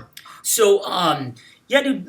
So you guys have. I know you recently, and I know you've got 3 or 4 of them planned out for 2016. You partnered with one of the top neurosurgeons in the planet, Dr. Brett Osborne. As you Yep. see his book right behind you, Get Serious. Yeah. He's a brilliant, brilliant guy.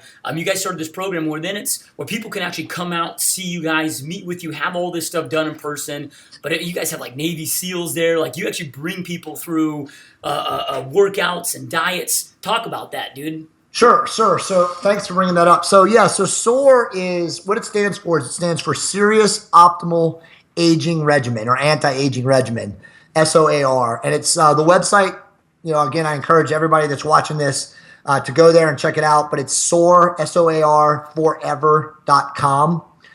We've got a ton of videos from people that have attended the seminars, testimonial videos and just kind of educational and really inspirational. There's really a 3-minute hype video on there that really talks, really in pictures and words and obviously in audio video, it shows what the seminar is about. But it really is, and this isn't my opinion, this is shared by a lot of other people, way more important than I am. It's really the first seminar of its type in that it's attempting to bring a bunch of different levels of expertise into one seminar. And what I mean by that is I'll go back to what you just said, is like there are plenty of Navy SEAL guys, ex-Navy SEALs, former Navy SEALs, awesome dudes who are running like SEAL events, right? Like SEAL extravaganzas, SEAL experiences. And then there's also guys doing like Kelly Stinnett at the WOD Farm or Mobility WOD, who do mobility seminars and stuff like that and flexibility and all that stuff. But there's nobody yet, except us, that I know of, that's doing all of that stuff at one seminar. And then we combine that with the hormonal optimization and the anti-aging of Brett and myself, right? So Brett talks about the anti-aging and I speak about the hormonal optimization. And then we have an expert, a mobility expert, Jim Brown, who's an ex-pro bodybuilder and owned a Olympic Athletic Center in Flagstaff for a long time, trained all kinds of Olympic athletes. And then we do have Ray Kerr, who's literally like one of the most famous Navy SEALs ever. And then, of course, we have my wife, Monica, and we have Brett's girlfriend, who's a high-level Olympic caliber track athlete. So we have all these like various personalities and successful people, of course, entrepreneurs too, who are training people in a 3-day setting. It's really a 2.5-day setting, but the last day we go to the beach and we do Navy SEAL stuff, where the first 2 days you come and if you want, there's a couple options, but if you want to become a patient of Dr. Osborne's from a hormonal optimization standpoint, a brain scan standpoint, atherosclerotic measurement standpoint, you want to look in full metabolic health of your body beyond just blood work. Well, then you'll spend half a day with him either on Thursday or Friday. The other day that you're not there, the other people who aren't spending time with him will be in the gym, being assessed by myself, being assessed by our mobility people, being assessed by Ray Kerr or the Navy SEAL on how to actually apply yourself in the gym. And Josh, you know this, and we talk about this. We talked this on previous podcasts. The average person today who goes to the gym, right? This is the motivated person, not the fat slob pounding Big Macs, but the average motivated person who goes to the gym today has literally no idea what they're doing, right? They go to the gym, they pick out a machine, and then they aimlessly go to another machine, and then they do this, and they, ad infinity for 25, 30 years. And what happens? Well, nothing happens. Their bodies never improve. You never see them looking better. You never see them leaner, toner, in better shape, more fit, more mobile, more elastic, whatever. A lot of times it's the opposite, right? A lot of times they hurt themselves. They're spinning their wheels, right? It's like the hamster in the cage, right? So the reality is like one of the most important focuses or the main intention of this seminar is that we want people to come to us, and they're going to learn about anti-aging and what type of nutritional supplements to take and how to optimize their hormones. Excuse me. I might be getting Monica's sinus infection, but we want them to come and we want them to learn how to train, okay? We want people to stop going to the gym to work out. We want them to literally go to the gym and strength train, like a bat out of hell for 30 to 45 to 50 minutes and go home. And do that 3 to 4 to 5 times a week of their life forever so that they stop the processes of aging. Because as you know, and Dr. Osborne is really, really a big stickler on this, the diseases of aging are created by us, right? Like you intimated earlier in the show that we are the reason that we become cancer. We get cancer, or we get heart disease, or dementia, or Alzheimer's. Which Alzheimer's is now called type 3 diabetes, because they now know that eating a diet of high sugar, eating like shit, and not exercising, and corroding our insulin sensitivity and our insulin pathways is what leads to that. They now know that, right? So all of these things are preventable, but if they're going to be preventable, we have to instruct people, the general population, to combat these diseases of aging. So that's what this seminar really is like you come for 2.5 days and you literally learn how to slow, if not completely, prevent or retard your aging process as you go on. So it doesn't matter how old you are. A lot of people reach out to us and are like, well, I'm only 25. I don't think that SOAR is right for me. Oh, bullshit. It can't be more right for you, because at 25, you should now be like embracing the concepts of like, how do I slow down the aging process now so that when I'm 50, I feel like I'm 30. Right. Yep. Love it, dude. So you talk a lot about anti-aging, and when I hear anti-aging, my mind automatically goes to human growth hormone because of all the celebrities and Right. whatever. But I know you're not a big proponent of that. What should people be careful about with that? And should they be on it? Should they not?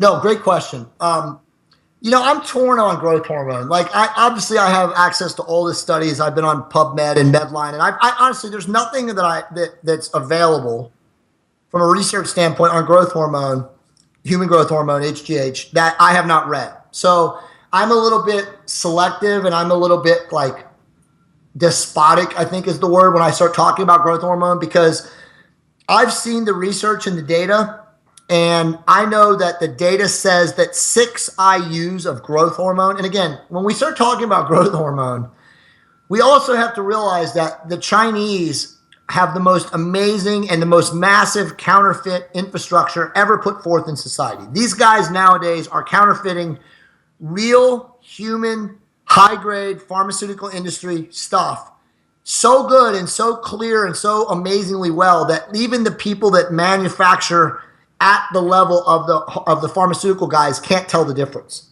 So understanding that, if you are getting growth hormone, even from a reputable doctor, a reputable pharmaceutical company, the chances that it's counterfeit and bunk is 50-50. So that's something just to consider. I have a story I'll get to in a second about that, but you have to take 6 IUs a day, okay, to truly see all the quote-unquote anti-aging, the market effects that the celebrities, perfect example, Sylvester Stallone. The guy is literally a freak, right? He's 67 years old. He's shredded. He's got no subcutaneous body fat. It's like he looks like an oak tree, right? But that guy's massively abusing growth hormone. Okay, now granted, God bless him genetically. He hasn't, gotten cancer or been predisposed to some sort of other disease of aging from taking massive doses of growth hormone, because what massive doses of growth hormone, 6 IUs and higher a day, will do is they will retard your insulin sensitivity. Remember, and insulin, having your insulin signaling pathways damaged is the number one fastest way to age. So using growth hormone in high levels and abusive, super physiologic dosages will definitely create insulin resistance, which can again lead to all those other things. So I personally am not a big proponent of growth hormone because, again, I know the research and I know that at 6 IUs and higher, you are opening yourself up to massive risks. And the biggest risks, which I haven't explained, is tumor formation, okay? If you are prone to disease, of a cancerous disease, it's in your family, it's a genetic condition, as many people are, taking high-level dosages of growth hormone will absolutely predispose you or potentially speed the rate of tumor development, meaning it can exacerbate the growth. So let's say you were a guy who's 40 years old and you're like, you're a very successful entrepreneur, you have a lot of money, and growth hormone, you don't care how expensive it is, you want to use it. It's the fountain of youth, blah, blah, blah. Madonna takes it, Sylvester Stallone takes it, whatever. If you're predisposed to having cancer at 60 and you start taking growth hormone, guess what? It's highly likely, and again, I'm not making predictions and I'm not saying what happened, we're all individual, but it's highly likely that you're going to speed the rate of that cancer development by 10 to 15 years. Yeah. Okay, so is it really worth taking it? No. So when you start talking about growth hormone in lower dosages, which is where all the Life Extension Foundation companies, the LEF companies, the Xenogenics and the institutes are taking it, which they recommend 1 to 2 IUs a day. I mean, I know you know that, Josh. I mean, you're in ground zero in Phoenix. There's so many Scottsdale clinics that offer growth hormone. Dude, I'm telling you, I've seen the research. It does jack shit, okay? It might help you sleep a little bit better at night. It may improve your skin elasticity. You may, get a slight, maybe transiently over the first month or 2 months of administration, feel a little bit better well-being because your sleep is deeper. It does potentiate REM sleep. But at that level, it's not doing jack shit. And the amount of money that, long-term, like, is it creating fat loss? No.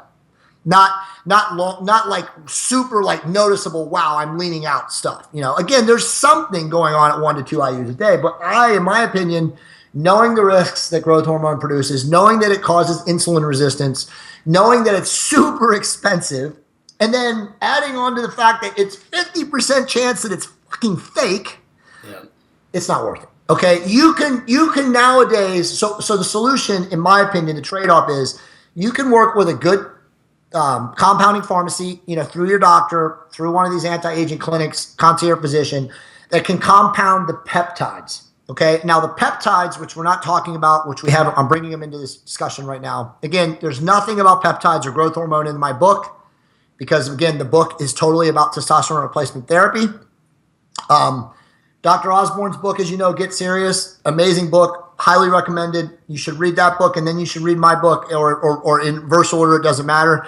Dr. Osborne, I'll just let the cat out of the bag right now. Dr. Osborne and I are working on a Get Serious V2, which is an advanced strategies version of Get Serious. And it's really an advanced strategy version of my book too, combined. It will talk about all of these other things that you can still do in the context of health and longevity that people want to know about. It will be a science manual, but it will be intense. It will be hopefully something that will alleviate the bro boards and the bullshit that people read about growth hormone and peptides.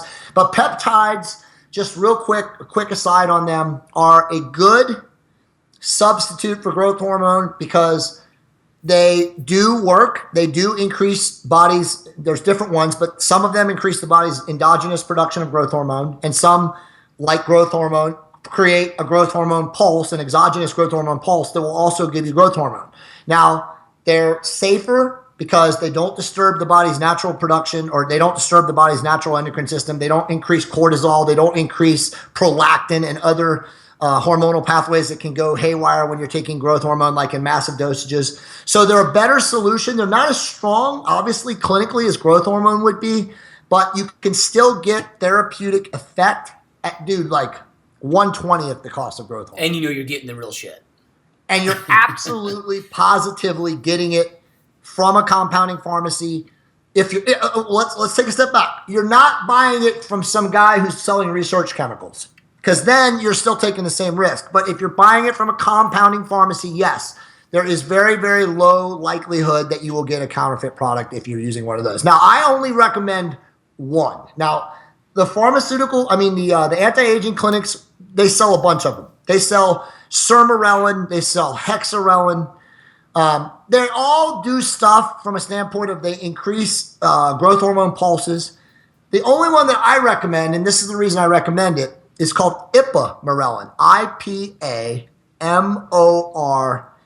And anybody can, of course, reach out to me, through Josh's podcast, through me, hit me at Facebook, email me, j@fabfitover40.com. I'll be happy to talk to you about it. But it's the only peptide in vivo, meaning in scientific study, that shows the ability to increase your body's natural production of growth hormone and not disturb the rest of your endocrine system. So it's not going to increase prolactin. It's not going to increase cortisol, which are bad things when they're knocked out and haywire, which is what growth hormone does, by the way. I'm not going to go into that biochemistry, but it does. That stuff is not good. You do not want to disturb all those things. This can cause a lot of side effects and can cause irritability, a lot of things you don't want to deal with. It can cause gyno for men. But the reality is that ipamorelin at really a micro dosage of like 200 to 300 micrograms at night before bed, right before you go to sleep, inject yourself with a supreme, super small, like insulin syringe, has benefit. You will sleep better. You will have better. You'll have a little bit sexual vitality. Women definitely respond incredibly well on ipamorelin because it increases skin elasticity, improves skin elasticity. It tightens their skin. So, women age obviously at a faster rate as they get older than men do, especially physically. Ipamorelin really helps with that. And then it also dramatically improves leanness. Like I know women that take ipamorelin at that dosage and within 1 month can lose 4 to 5% body fat. And it has no effect on testosterone because women obviously shouldn't. Nothing. Nothing. Okay, yeah, you love it. But that's a good segue if you want to talk about that. Testosterone, you can improve testosterone in women too. Right? Defy works with tons of women. Now, I don't have anything in my book. I have there's a question about, what about helping women? What can you talk about with testosterone in women? It's in there. But I say that's something that I'm going to look at, in the advanced strategies down the book.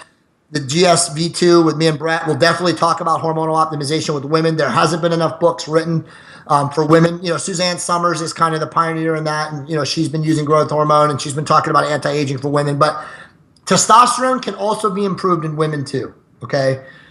Defy's doctors are amazing. If you're a guy and your wife is messed up in her 40s or even in her late 30s, same situation, have her reach out, have her get her blood work done with Defy and go from there because they are awesome. They give super, super low therapeutic dosages of testosterone and that, let me just say this and then we won't spend any more time on women. If we want to do another show on women, we can even bring the guys from Defy on, but giving a woman hormones is like giving a dry plant water. Seriously. Women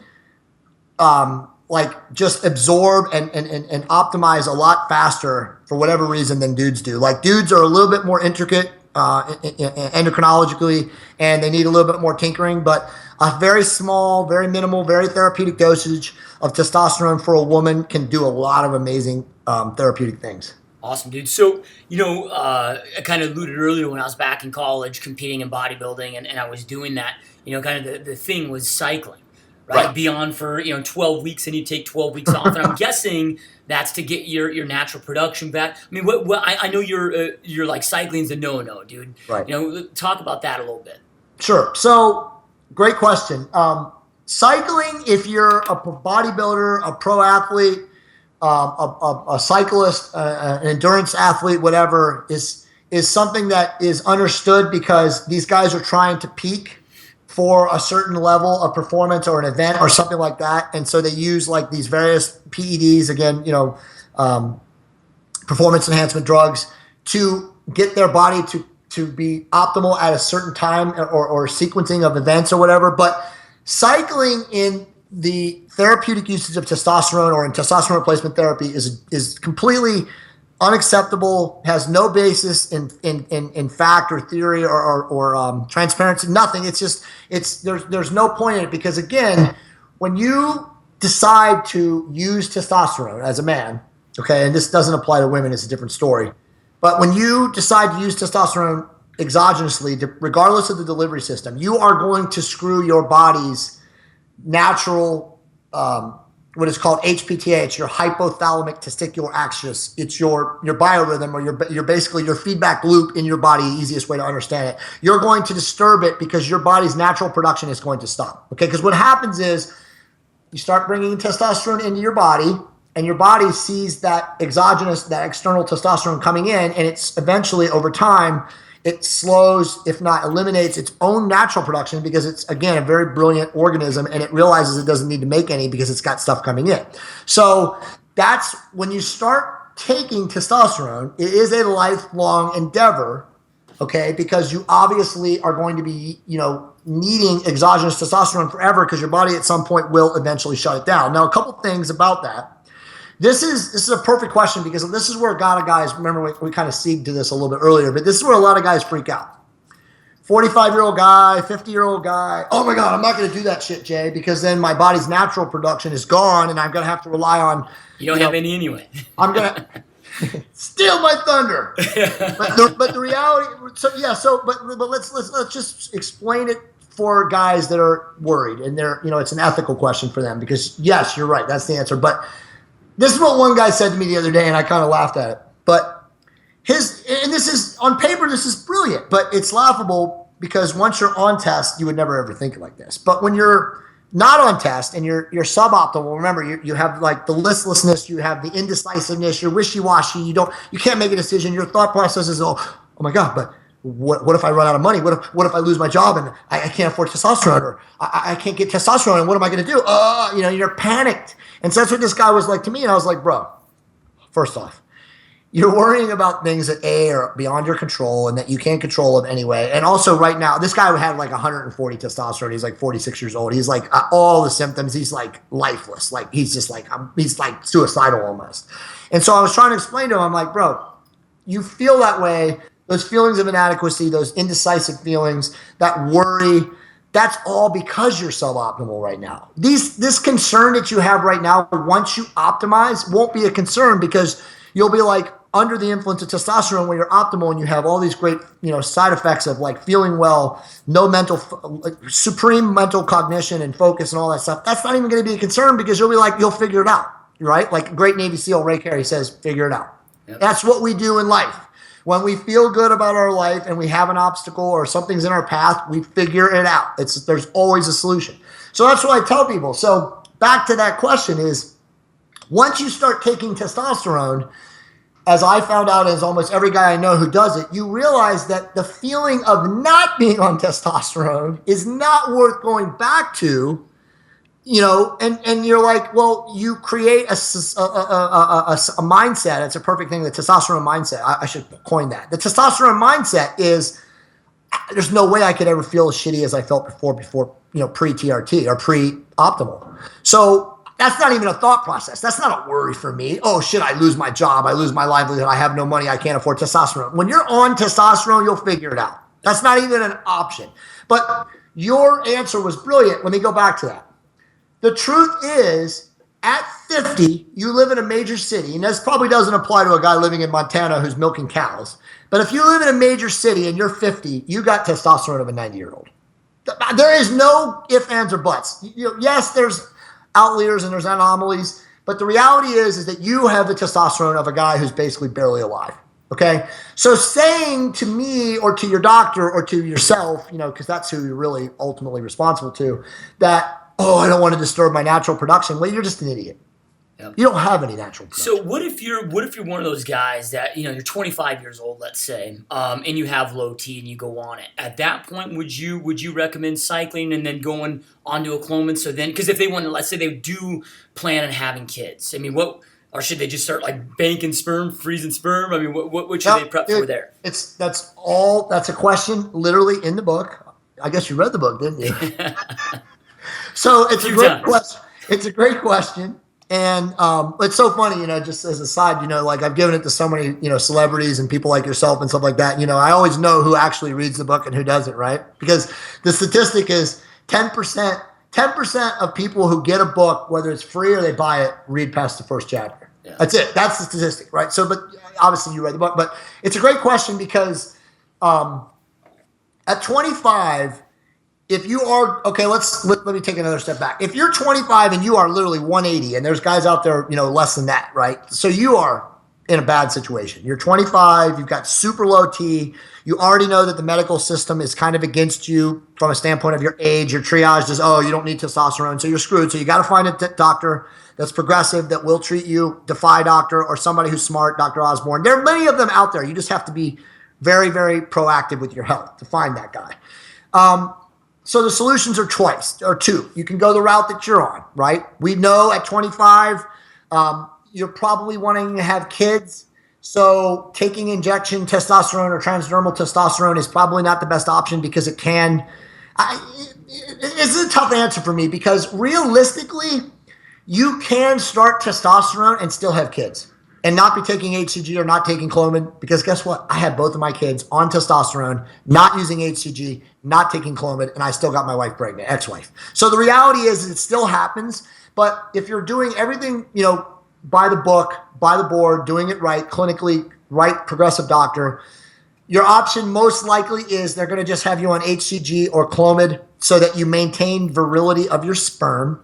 Okay, you maintain your ability to have children. You're not going to be suppressed. You already know that you can increase your body's natural production of testosterone, whether you actually have the same effects or not. You're not feeling it. A lot of guys probably don't. I argue that it's not the same as taking testosterone, a testosterone replacement product. However, for the purposes of being 25, if you want to have kids, you probably are going to want to do that. Most doctors are going to keep you on that course of therapy because, again, they want to keep they don't want to start injecting you or start giving you testosterone because they know it's lifelong. However, if you are a smart guy and you do read my book and you're like, Doc, nope, I'm 180. You got to give me tests. Fuck Clomid, fuck HCG, whatever. I don't care. I don't want kids. Push your doctor. Then most likely the best course of action is whatever testosterone delivery system you're using, they can also give you HCG. Now, Dr. Osborne prescribes HCG with all of his patients, myself included. I just don't use it because I don't have any need for HCG because I'm one of those guys that don't have. I've never had an issue. My testicles don't atrophy that much, and I don't have a problem having ejaculation volume or reaching climax or anything like that. I've never had a problem, but I've also obviously always been in balance. Some guys are out of balance, but you can. The answer to your question is at 25 to get the effects, you would just take testosterone with HCG or testosterone with a minor dose of Clomid together. My issue. And this is the one thing that you and I have talked about, is that taking those things together has the ability, not always, but has the ability to produce a higher elevated estrogen count, which, as you know, can create issues with balance. And then your doctor has to start tinkering and really paying attention to you and, figuring out like what level of, the SERM, whether it's Clomid or the AI, whether it's Arimidex, that you really need to make sure that you don't get too low. Because the one thing you don't want to do, and we haven't talked about this, I'll just throw it in here right now. The one thing you don't want to do, and this is where a lot of doctors screw up, is pushing your estrogen too low. If you drive your estrogen into the single digits, which is like between 1 and 10, there's a very, very strong likelihood that you're going to have sexual dysfunction. Because the lower your estrogen gets, the less likely you are to have feelings of, a strong libido, a desire, and a want to have sex. Professional bodybuilders around the show, when they're like estrogen is at 0 because they're taking massive amounts of God knows what, and they're also taking massive amounts of estrogen suppressors, dude, they're like eunuchs. They couldn't get hard. They have no desire to have sex. They don't even care, right? Because their whole goal is like to be super shredded, have no water, and get up on stage and win 100,000 or a million or whatever it is. So, those are the only guys that could ever justify doing that, because that's their livelihood. It's still not good for long-term health, obviously, and I don't justify any of that or even talk about that. But that's what ends up happening. So you have to be very, very careful that you never drive your estrogen too low. Yeah, and I guess that just goes back to the importance of reading your book, educating yourself, but then working with a professional like you, with Defy, with Dr. Osborne. Yep. Don't go get it from the dude that at the fucking gym, that you're throwing your body so far out of balance. So, well, real quick, dude, because I don't want to forget. The book's on Amazon. Yep. I know you've got your own podcast that you do where you talk a lot about this. You bring on other doctors. You deliver a lot of just amazing content out there. You've got a free blog. You've got Soar Academy. You and your wife just started an amazing, really kind of health and fitness program where you walk people, you help them through their diets, and it's very, very affordable. Where do people go to learn more about this stuff and to get educated, to buy your book, buy some of your other programs, and get involved with that? Sure. So great question. I appreciate it. You're kind of intimating your age reversal program, which we launched like in the end of September, early October. So what we're doing is I've actually been approached by a pretty big person inside the fitness industry who manages a lot of big like fitness, quote unquote, personalities, big names, because our site, by the way, is fitover40.com. And it's now the number one site, thanks to Google, for over 40 fitness, fit over 40, fitness over 40 information on the web. It's only been, as of actually January 17th, it'll be 2 years being live on the web. So it's pretty awesome that we've risen so high in the food chain for that search term. Now, by the way, that search term, fitness over 40 fitness, fit over 40, is usually anywhere from a top 20 to top 25 Google search term. So you can see that there's a huge opportunity in the anti-aging space and in that realm going forward for people who are looking to slow their aging process, really optimize their hormones, improve their fitness and their health and all that stuff. So there's a huge opportunity. So one of these people came to us and said, hey, look, we want to take over your site. We want to come to you and say, here's a Word document at the beginning of every month. you provide us this content and we manage everything else. We've got 20 SEO guys. We have all these IT consultants and architects, and they're going to do everything. So we're going to own your site for X percentage of whatever revenue we generate. So Monica and I were like, well, shit, we don't really generate anything. It's just a passion. I mean, obviously we make our money in real estate. So it's cool. They're going to take over. It'll probably happen sometime mid-January or early February.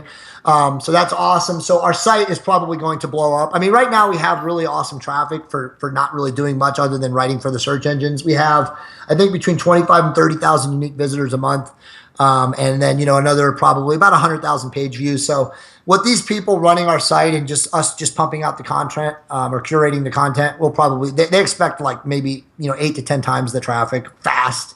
So, so people can go to our website. All the stuff is free. Go to the archives, search the archives. There's so much information about fitness. There's so much information about hormonal optimization, anti-aging. Monica writes a lot of articles on mindset.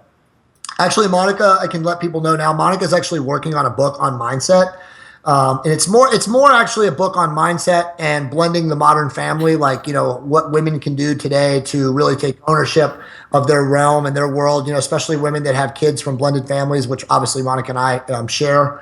And that's hopefully going to be out sometime next year. We also have the book that Brett and I are working on, which is Get Serious Volume 2. We have a couple SOAR seminars planned. Right now, the next SOAR seminar is February 4th through the 6th. It's in Jupiter Beach, Florida. It's right where Brett's practice is. It's right on the water. It's the Jupiter Beach Wyndham. I don't know. It's a big 4-star hotel right on the water in Jupiter Beach, Florida. And then the next one will probably be either in June or July, but we'll be marketing it once we figure it out. We'll probably have it figured out by mid-January. Let me think. And then, of course, the book is on Amazon. I have another a sales page that I built for the book. It's trtrevolution.com. There's a lot of information about the book in case you're one of those guys that still is questioning whether or not you think you need it. There's a couple nice videos on there, but there's just, the sales page is professionally written and constructed. So there's tons of information on there if you're still a guy who thinks that he needs a little bit more information before he buys the book. But again, I can't stress how important the book is for all guys as they're aging. I really think that if you're a 20-year-old guy or even an 18-year-old guy and you really are seriously interested in taking ownership of your health, that you should buy the book, because it's literally, as you know, Josh, a step-by-step guide of taking ownership of your health. It's not just about how to use testosterone, because of course that's in there. I also have chapters on fitness. I have chapters on nutrition. I don't have a chapter on mindset, but mindset is kind of constructed into the last 3 chapters. And then of course there's FAQ. There's after the last 7 chapters of the book have questions that some of them you asked on the call on the show today, but all answered in depth. I mean, there's no way that any person can read that book and come away with questions unanswered. I mean, we answered every conceivable question from finance angle. The one thing that we didn't talk about, which is again answered in the book, which I'll just jump into right now, which is the benefits thing, because a lot of guys ask that question. It really depends on who your provider is. Your benefit provider. The Obama plan has not made anything easier, as we all know, to get anything done that's not like standard patient care. If you are a dude and you are under 50, it is unlikely that your benefits are going to pay for this. Now, I say that, and I have plenty of guys that I've consulted with who do. So it's on you. Work with your benefits provider, work with the company you pay for, work with the agent that you work with, push, drive. You may be able to get some of this stuff paid for through your PPO. It's unlikely that an HMO, if you have an HMO, is ever going to pay for this unless you're, like I said, in your 50s or 60s. But I think that's the only question that you and I kind of left off about talking about this. But again, it's answered in the book, but I don't think there's any question that a guy can read the book and come away with and not have answered. Yeah, and it's a must read. Everybody, just go out there, buy the book right now. I've recommended the book to everybody that I know, and I haven't heard one. I mean, everybody is like their minds are blown. Everybody is. I mean, it's a must read, you guys. So and then, honestly, I have to thank you because you've pushed so many people to me. I mean, as you've seen, Monica's always sharing a lot of the posts of these guys. It's so awesome to me when I get a Marine or an ex-military guy who's feels like he's at the end of his rope. Yep. He's got no help. His doctors aren't helping him. And then, they get a hold of the book or they find out about me through you. And it's just awesome, dude. I mean, honestly, I feel so inspired, when I read that kind of stuff. Because that's really why I wrote the book. It wasn't to make money. I mean, nobody makes money writing a book. It was never an end game goal, but it was a goal to expose this type of information to as many men, hopefully millions, as possible. Because as you know, this is the only way to take ownership of your health. Yep, love it. And for your blog, dude, and I just want to point this out to our listeners. Don't let the name fool you, right? Fabulously Fit Over 40. If you're 20 years old, right, you're going to benefit from reading that. Doesn't mean that you have to be over 40, right? Absolutely. And that's a great point and great seek. I appreciate for that.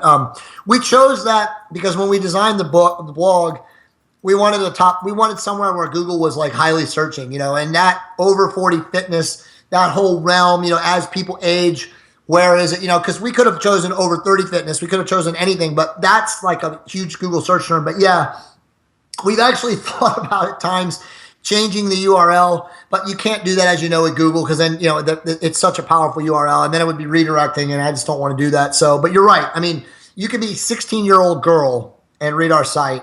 I mean, there's articles on there about like how to, improve and look better in a bikini in 6 weeks. I mean, there's so much free content. It's crazy. I wish we even had a better way to even expose it to more and more people. But, obviously through the help of great people like yourself, we continue to expose it. But yeah, I mean, anybody watching the show, for entrepreneurs whose kids are coming up, who watch this, or you expose it to them, yeah, go to the site and tell them to. And again, Monica and I are so open. Like if you have an idea about something that you would like to see written about that we haven't yet broached, email us, man, or reach out to us on Facebook. We have no problem writing. And that's honestly, it's easier for us anyway, because when people want to hear or read about things that we haven't written about, it's a lot easier for us to write about them. Yeah, and I love it. One of the things that I love about you and Monica is that you guys, you don't just talk, right? You walk the walk. I mean, you're not like the doctor up there that's massively obese that's telling people to go live a healthy lifestyle. Like everything that you guys preach and that you do, you're living it. And you guys are, I don't even want to say that you're in great shape for your age. You guys are like in the greatest shape of anybody I've ever met. I don't give a shit if they're 16, 17, 18, right? Like you guys are both in epic shape. So, I love that portion of it, dude, because it's not theory for you. Right. I appreciate it, bro. Well, I wanted to mention this because I almost forgot. This is a huge opportunity for the book. Iron Man magazine. So let me just do a SIG. But I don't have the magazine yet because it's been delivered all over the country. But for whatever reason, it hasn't reached the West Coast yet. It's just the magazines, they skew the way they deliver it. But they did an expose on testosterone replacement therapy, with most of it being about the book. Literally a whole 6-page spread in Iron Man. They did a photo shoot with me. I mean, it's amazing. The article is bar none the best article ever done in a mainstream publication about testosterone and using it clinically and therapeutically. I mean, Josh, I'm not kidding you. I'll email you the article right when I hang up, or right when we end this, and you can read it, but you'll be like, holy shit, bro. I mean, it's props to the guys that run Iron Man, because they took a stand on this when a lot of other magazines in the mainstream are afraid to go with this. I'll give you an example. I wanted to hire a PR company for this book, right? Because more people should know about it. And dude, I literally, through this men's group I'm a part of in West LA with all these movers and shakers. If you ever come out here, I'm going to get you in that group, by the way, because there's some amazing guys that you need to be connected with in there. But this guy runs his PR firm, and he's like a baller, just to talk to him, you got to pay him 10 grand. And then whatever he charges you monthly. And, he counseled me for 30 minutes. He's like, Jay, they won't touch this topic with a 10-foot pole. I can't get you on Dr. Oz. I can't get you on Ellen. I can't get you on Oprah. This is not something. And by the way, even if we did and we booked you and they brought you on, they would crucify you. Not because you're not smart and you can't, stand up to their objections, but it would be a hit campaign. Because that's where we are, right? The war on men. They don't want men optimal. I'm not going down conspiracy bents or anything like that, but the truth is that our medical establishment, as you know, Josh, they do not want super people. So if you're going to be a super person, man or woman, this is completely on you. Thankfully, in America, we still have a choice, and we still can become a super person and work with an amazing doctor and work around the demonization and the nonsense of the media. But, it's sad that I can't hire an awesome PR firm to promote this book. I mean, it's just not going to go out in that direction. We're not there. So are we going there? We are. Because as well as I do, that within 5 to 10 years, to be a dude, you're going to have to be on testosterone. I mean, how else? I mean, look at our society. I mean, it's not getting better from an environmental standpoint. So the only way that you're really going to have the ability to maintain your testosterone, maintain your virility, maintain this feeling of like, yes, is like you're going to have to look into this. Now, I'm positive that there'll be better delivery solutions than injections. You know, injection is still efficient, but it's not probably going to be the easiest as it comes, and technology improves, and it will. But the reality is that testosterone replacement therapy or testosterone optimization or hormonal optimization, to me, and smarter people than me, is going to become like Starbucks coffees. I mean, it's going to be everywhere because it's the only way dudes are going to be able to be dudes. I mean, we got to be able to continue on with our species. We got to have men and women. Right. We can't just all become one blob of, I don't know what's male and what's not. Yep. Love it, man. Love it. So we've covered a lot of content here, man. Is there anything that I should have asked or left out that you want to hit on?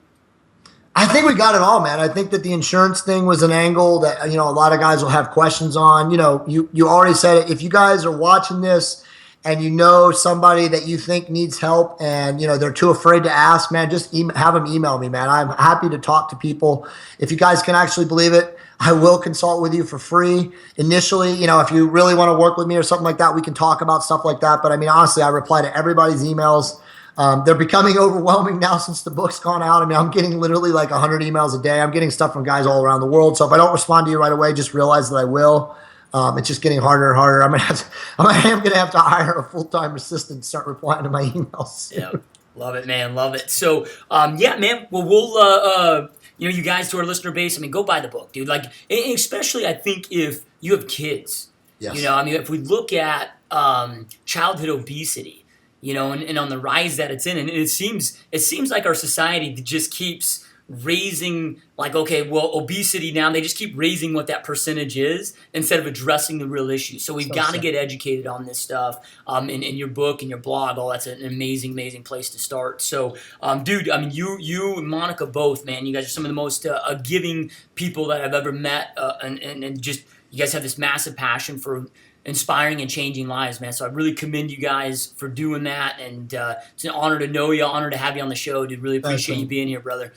Well, Josh, honestly, right back at you, brother. I mean, you know, with your help and so much you've done since we've known each other for like the last 8 or 9 months now, I mean, like, obviously the message is spreading, and, you know, obviously I push you to all my people too. So, I mean, man, we love you, man. I can't wait to meet you. It's amazing that we actually, the internet is so amazing, you know, like we were at this wedding, you know, last weekend, and a lot of the guys that were there too, like, you know, knew me and Mike from the internet, and we all just felt so close, but we had never met, and it was like the first time. So soon, man, we're either going to come there or you're going to come here, and we'll get together very soon. Badass, my friend. All right, dude, well, you have an epic day. Thank you guys for being here. Listeners, like I said, go out there, buy that book, take action right now, and go change your life.